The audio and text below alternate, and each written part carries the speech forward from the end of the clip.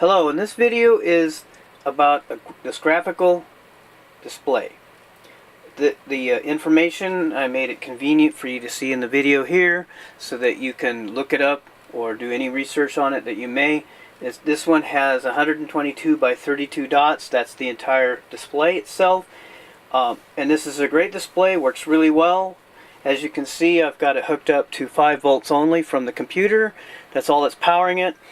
So it uses so it's really easy to hook up to an Arduino or other particular processor of choice. Currently we only have an Arduino working. There's a specific library you need.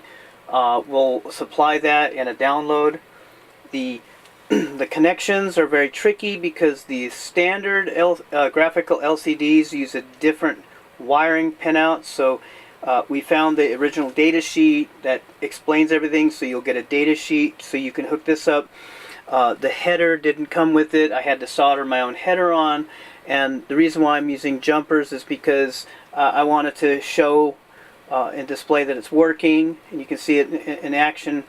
So one thing to note, this particular display has an unusual setup on it. On the back of the board, it has a special chip that produces a negative 5 volts that is fed back into the display in order to control through this potentiometer. It's underneath the wires here. The potentiometer controls the contrast of the LCD. So you have to feed that negative voltage in on one side, you have the positive 5 volts on the other side, and that's what controls the LCD's contrast.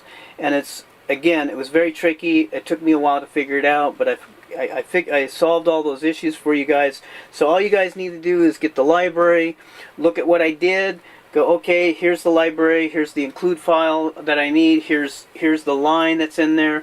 And if you set everything up the way I did it, you should be able to get this thing to do all sorts of stuff. Now, you can display text like a solid line at the top, or you can have it scroll.